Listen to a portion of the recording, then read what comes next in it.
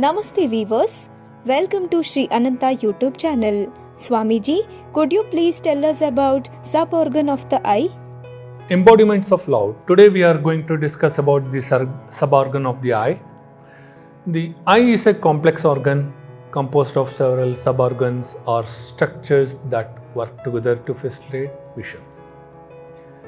Some of the sub-organs which we are going to discuss is the first one, cornea. It is a transparent front part of the eye that covers the iris and pupil. It helps to focus light onto retina. The second one is iris, the colored part of the eye surrounding the pupil. It controls the amount of light entering into the eye by adjusting the size of the pupil. And third is the pupil. It is a small organ, circular, opening in the center of the iris. It allows the light to enter into the eye.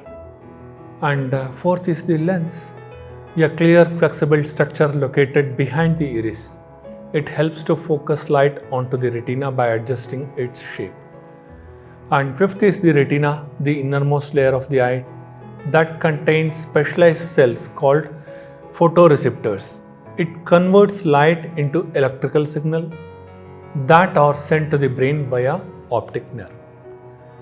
And optic nerve is the main suborgan, a bundle of nerve fibers that carries visual information from the retina to the brain for processing and interpretation.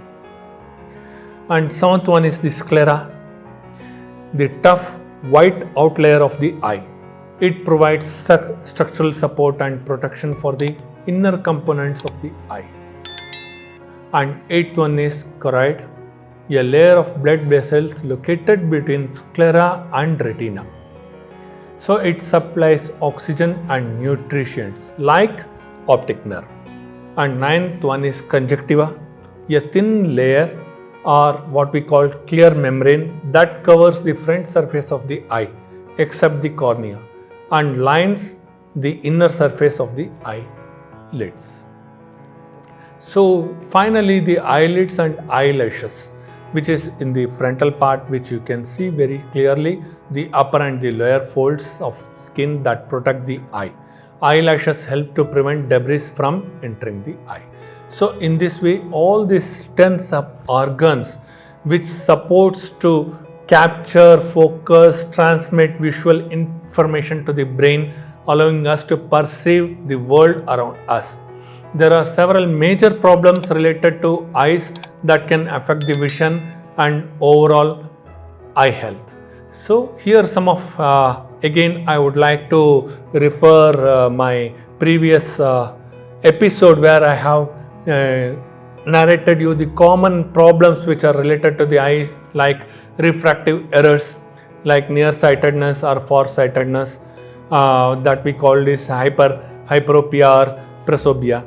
And secondly, the cataracts which develops, that is one case. And third, if you see glaucoma, that also damages the optic nerve, leading to progressive vision loss. And fourth, if you say age-related macular degeneration. So this is quite common in the aged peoples and they lost the central vision. And fifth is the diabetic retinopathy.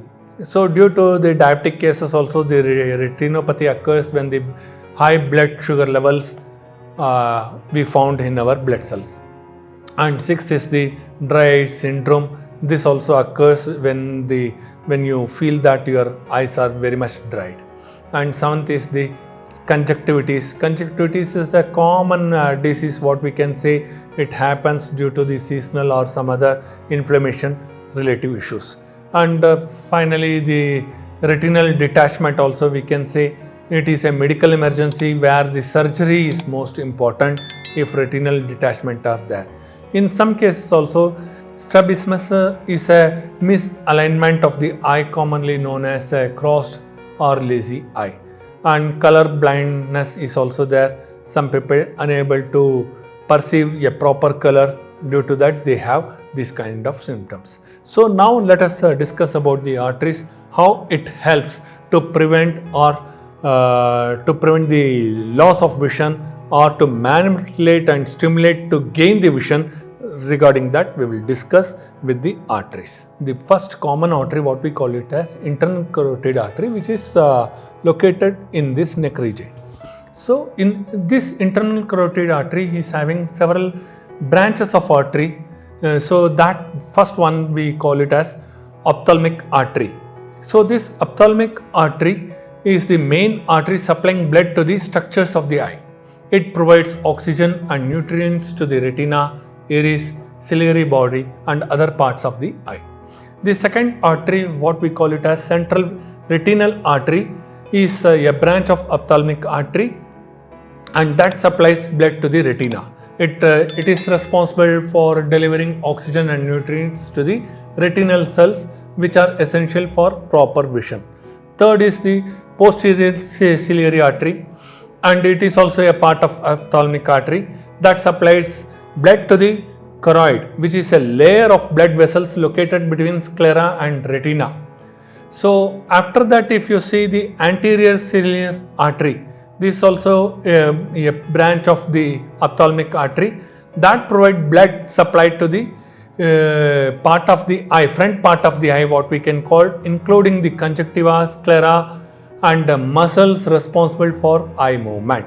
So in this way, if you see all these arteries, the branches of the internal carotid artery which supplies the blood as well as the oxygen and nutrients, that helps to have a proper vision.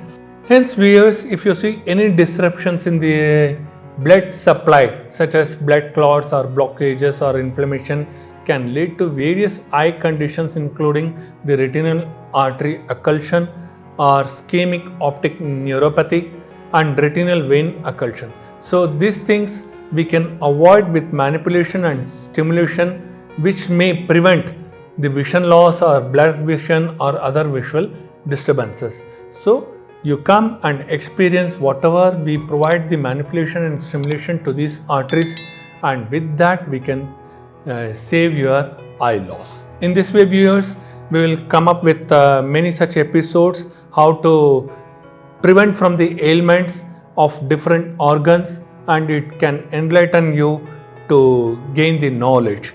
So I request whomever is suffering with any such ailments of eye, do come to our center and get benefit and prevent from the loss of vision. Thank you.